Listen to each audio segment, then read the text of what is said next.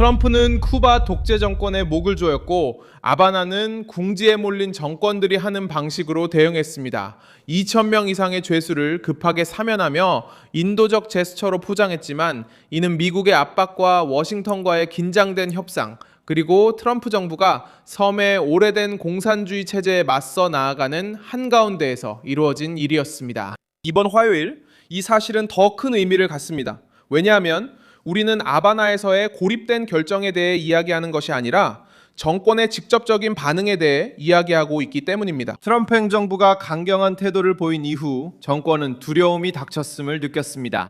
마르코 루비오가 쿠바 수뇌부에 대해 강경한 입장을 취했고 미겔 디아스 카넬은 관보에 수감자들의 이름을 공개했으며 사면을 주권적이고 인도적이라고 불렀습니다. 하지만 남는 질문은 간단합니다. 만약 독재 정권이 그렇게 불안정했다면 왜 지금 감옥을 열었을까요? 실제로 압력이 없었다면 왜 하필 지금 이 시기에 수천 명을 서둘러 석방한 걸까요? 트럼프가 아바나에 정치적 공포를 조성하지 않았다면요. 미국의 압박 속에서 이런 대규모 사면은 어떻게 설명할까요? 지금 그 이야기를 들려드리겠습니다. 이런 직설적이고 군더더기 없는 컨텐츠를 좋아하신다면 구독을 고려해보세요. 여기서는 매일 이런 영상을 올리고 있습니다. 사면의 혜택을 받은 사람들의 명단은 4월 3일 미겔 디아스 카넬이 서명한 법령을 통해 쿠바 관보에 공개되었습니다. 이 문서는 많은 수감자들에게 완전하고 최종적인 사면을 부여합니다. 로이터 통신에 따르면 일부는 이미 감옥을 떠났습니다. 이번 석방으로 2,000명 이상의 수감자들이 풀려나게 되었으며 이는 올해 들어 정권이 발표한 두 번째 사면입니다. 독재 정권은 정치범을 수감하고 있지 않다고 주장하며 서사를 통제하려 하고 있습니다. 정권은 시위 이후 체포된 사람들이 공공질서 문란, 체포 저항, 절도, 기물 파손 등의 혐의로 처벌받았다고 주장합니다. 하지만 바로 이 지점에서 사면의 정치적 의미가 생깁니다. 2021년 시위와 관련된 많은 반체제 인사들과 시위자들은 최근의 합의와 조치로 이미 석방되었으며 외부의 압력이 아바나에 점점 더 강해지고 있습니다. 이 섬은 자국 체제에 대한 신뢰로 감옥문을 연 것이 아닙니다. 감옥문을 연 이유는 체제가 경제 위기, 국제적 입지 약화, 그리고 미국의 압력에 둘러싸여 있기 때문이며 이는 독재 정권의 계획에 없던 빠른 속도로 진행되고 있기 때문입니다. 트럼프의 조치는 아바나에 정치적 공포를 불러일으켰습니다. 이는 체제의 돈, 정당성, 생존에 직접 타격을 줬기 때문입니다. 사면 발표 전날인 4월 워싱턴에 있는 쿠바의 주요 외교관이 미국 정부에 공개적으로 섬의 경제 개혁을 돕자고 제안했습니다. 이것으로 상황의 심각성이 드러납니다. 미국의 공격성을 비난하던 같은 독재 정권이 이제는 바로 워싱턴과 경제적 돌파구를 모색하고 압박을 줄이기 위해 수감자들을 석방하고 있습니다. 바로 그 지점에서 이 잔인한 사면이 진정한 개방의 증거가 아니라 비상대책으로 등장하는 것입니다. 5월 20일 미국이 쿠바의 전 대통령 라울 카스트로를 기소한다고 발표하면서 상황은 더욱 심각해졌습니다. 여기에는 미국 시민 살해 음모, 살인, 항공기 파괴 등이 포함되어 있습니다. 라울 카스트로는 94세로 이번 달 쿠바에서 공개석상의 모습을 드러냈으며 그가 송환될 조짐은 없습니다. 하지만 이 기소가 가지는 상징적인 힘은 엄청납니다. 워싱턴은 쿠바 혁명의 역사적인 인물을 미국 사법당국의 표적으로 삼았습니다.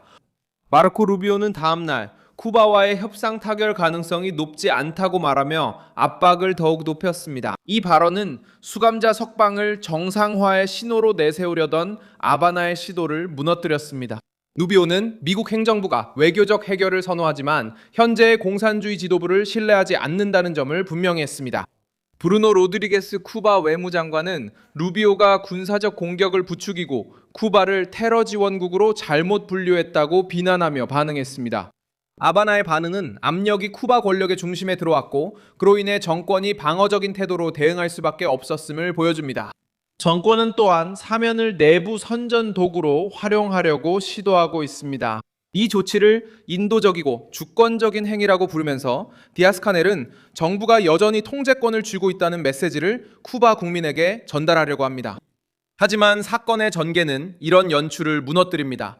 먼저 워싱턴과의 힘든 협상이 있었고 그 다음에 수감자 명단이 나왔습니다. 이후 라울 카스트로에 대한 비난이 이어졌습니다. 루비오가 합의가 쉽게 이루어질 것이라는 기대를 꺾었습니다. 지금 우리가 보는 것은 독재 정권이 미국의 압력이 더 큰 위기로 번지는 것을 막으려고 하면서도 죄수들을 석방하는 모습입니다. 인권단체들은 이 문제가 끝나기에는 아직 멀었다고 지적합니다. 휴먼 라이츠 워치는 4월에 아직도 700명 이상의 정치범이 쿠바에 남아있다고 밝혔습니다. 주스치사, 11J, Prisoners Defenders 등 단체들에 따르면 그렇습니다. 수백 명의 사람들이 가택연금과 기타 제한 조치를 받고 있는 상황입니다. Prisoners Defenders는 또한 2026년 4월에 쿠바의 정치범 수가 1260명으로 새로운 기록에 도달했다고 5월에 밝혔습니다. 이 데이터는 사면이 독재 정권에 면죄부를 주지 않는다는 해석을 뒷받침합니다. 그것은 단지 정권이 포위를 견디기 위해 일부 양보하기로 결정했다는 것만을 보여줍니다. 쿠바의 위기에는 독재 정권이 숨길 수 없는 경제적 요소도 있습니다. 이 섬은 전력 부족, 식량 부족, 전문가들의 탈출, 생산 능력 감소, 그리고 외부 지원에 대한 의존이라는 문제에 직면해 있습니다. 이런 상태의 정권이 미국과의 협상 중에 2,000명 이상의 수감자를 석방할 때 국민들에게 보내는 메시지는 분명합니다. 정부는 선의로 행동하는 것이 아니라 시간을 벌려고 하는 것입니다. 사면은 국제적 압력을 줄이고 가족들을 달래며 정권의 구조가 여전히 막혀 있는 동안 어떤 제스처를 보여주기 위한 정치적 안전판가 됩니다. 트럼프는 이런 취약함을 정치적 무기로 사용합니다. 백악관은 이미 쿠바 정권을 미국의 안보에 대한 위협으로 간주하며 강경 노선을 강화한 바 있습니다. 전략적 적대국과의 연계, 협력 및 안보 실패, 그리고 추방 및 이민 통제에 관한 아바나의 과거 기록을 언급하면서 말이죠. 2026년 1월 백악관은 트럼프가 쿠바에 대한 미국의 정책을 강화하고 그 섬이 테러 지원국이라는 이유로 관련 제재를 유지했다고 밝혔습니다. 이틀은 사면을 더 큰 분쟁의 일부로 만듭니다. 이는 감옥 문제를 넘어 권력의 문제이기도 합니다. 쿠바 독재 정권은 수감자 석방이 외부 압력이 효과적임을 보여준다는 것을 알고 있습니다. 정권 입장에서는 수천 명을 석방하는 것이 분위기를 완화하려는 시도로 보일 수 있습니다. 트럼프에게 이 조치는 아바나가 실제로 결과에 대한 두려움을 느낄 때만 움직인다는 주장을 강화해 줍니다. 그래서 이 사면은 공산주의 핵심 세력에게 큰 불편을 줍니다. 죄수들을 석방한다고 해서 야권의 자유로운 활동을 허용하는 것은 아닙니다. 정권은 한 손으로 문을 열 수 있지만 다른 한 손으로는 감시와 제한, 탄압을 계속할 수 있습니다. 2,000명 이상의 죄수를 사면한 것은 독재 정권이 압박 속에서 숨을 쉬려 한다는 것을 보여줍니다. 트럼프는 아바나의 큰 정치적 대가에 직면하게 했습니다. 루비오는 유화적이고 외교적인 담론의 힘을 약화시켰습니다. 그리고 라울 카스트로 사건은 쿠바 공산주의 권력의 가장 오래된 상징을 건드렸습니다. 이제 정권은 후퇴를 주권적 제스처로 포장하려고 합니다. 하지만 쿠바 국민들은 약해진 체제를 보고 있습니다. 그 체제는 워싱턴과 경제 위기, 그리고 섬 내부에서 점점 커지는 자유에 대한 요구에 직면하면서 어쩔 수 없이 수감자들을 석방해야만 했습니다. 저는 밀손 알비스 국제문제 전문가입니다. 저의 목적은 매일 진실로 여러분께 정확한 정보를 전해드리는 것입니다. 뉴스 링크는 영상 설명란에 있습니다. 이 영상에 좋아요를 눌러주시고 채널을 구독해주세요. 그리고 마지막에는 댓글도 확인하셔서 밀손 알비스 커뮤니티와 더욱 활발하게 소통해보세요.